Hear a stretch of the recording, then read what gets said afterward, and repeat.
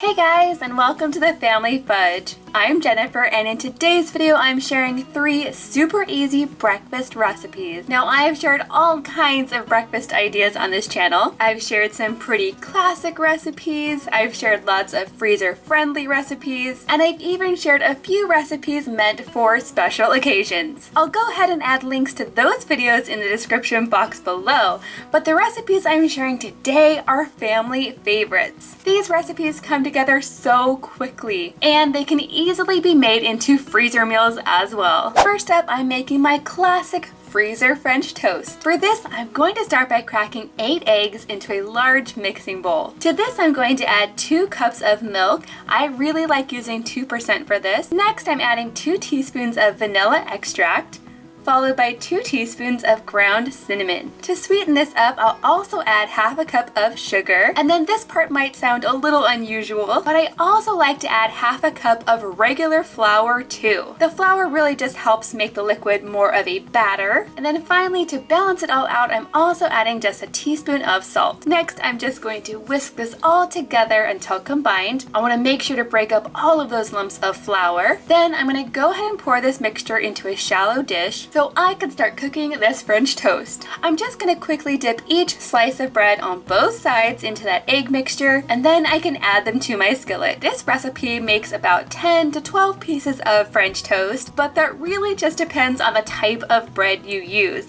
My favorite bread to use for this is Texas toast, but today I'm just using regular sandwich bread because that's what I have on hand. Now, these take just about 2 to 3 minutes per side, and then I'll transfer them all to a cookie sheet. Next, I'm going to place the entire cookie sheet into the freezer for about an hour. Next, I can go ahead and label my gallon-sized freezer bags, and then I can start filling these with the partially frozen French toast. Now, I do like to offset these a bit as I'm loading them into the bags. That way, they're less likely to stick together. Now, you definitely could store these in the freezer for weeks, although mine never seem to last that long. Now, when you want to reheat these, you can easily take them out frozen, and then you can either pop them into the toaster or the toaster oven for 2 to 3 minutes or until heated through. Now, I like to serve these with lots of different toppings. Of course, fresh fruit would be delicious, but for mine, I like to add a little bit of butter, maybe a dusting of powdered sugar just so it looks fancy, followed by a small drizzle of maple syrup. Now, really, you guys, French toast is so easy to make into a freezer meal, and it's super easy to reheat. Even my oldest child can heat up some for herself. Next up, I'm going to be making my extra cheesy sausage biscuit balls. To make these breakfast balls, I'm going to start by cooking 1 pound of breakfast sausage. Now, I'm using mild turkey sausage, but if you wanted to, you could also use spicy sausage. That would be delicious. Next, in a large mixing bowl, I'm going to go ahead and add 2 cups of Biscuit, followed by 2 eggs. And next comes the cheese. First, I'm going to be adding half a cup of grated Parmesan cheese, followed by plenty of shredded cheddar cheese. And you can use anywhere between 2 to 4 cups, depending on how cheesy you want these to be. Now, this next part is optional, but I really like to add just a pinch of fresh rosemary in here. You could also use dried rosemary, that would be totally fine. And then I can go ahead and add in the breakfast sausage. Now I'm going to go ahead and stir this until combined. Now, you guys, if your mixture is seeming a little bit dry, I recommend adding just a splash or 2 of milk. But basically, if you can form it into a ball, it's ready to go. Now, I'm going to scoop these onto a bit of parchment paper. And I like to make these bite-sized, but you definitely can make larger ones if you like. And then finally, I'm going to go ahead and roll them into little balls. I'm going to cook these at 350 for about 7 to 10 minutes. Once they're out of the oven, I'm going to let them cool down completely, and then I'm going to place them onto a cookie sheet and get the whole thing in the freezer. After the balls have been in the freezer for about 30 minutes, I can go ahead and add them to my freezer bag, and they won't stick together. Now, to reheat these, I like to grab 3 or 4 pieces at a time, and then I just pop them into the microwave for about 30 to 45 seconds. These come out nice and warm, they're flaky, and of course, they're extra cheesy.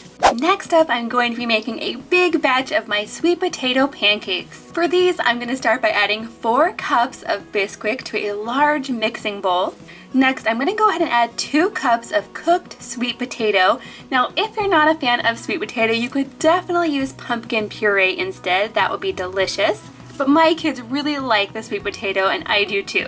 So now that I've added all of this into my bowl, I'm gonna go ahead and add 2 cups of milk, followed by 4 eggs, 2 tablespoons of cinnamon, and half a cup of brown sugar.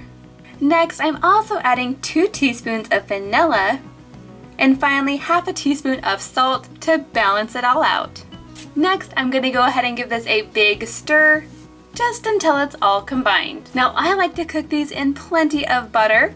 Now, I like to make my pancakes about the same size of a piece of bread. Though these aren't giant pancakes, but they're not little tiny ones either. That way, I can fit them into a regular toaster when it's time to reheat them. Now, just like my other freezer breakfasts, when these are done and cooled down, I'll add them to a cookie sheet. I've added a layer of parchment for this one just so that these don't stick. And then I put this entire thing into the freezer for about an hour. And then once these are partially frozen, I can go ahead and add them into my freezer bags. And just like the French toast, I do like to offset these just a bit as I'm adding them to my bag.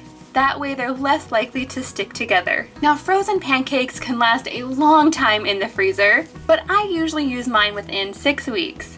When I want to reheat these pancakes, all I have to do is pull out however many I want to reheat.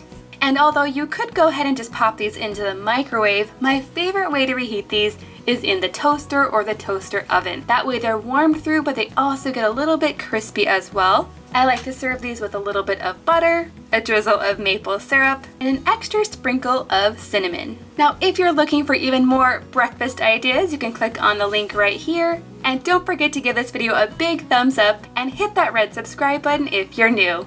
Thanks for watching, and I'll see you next time.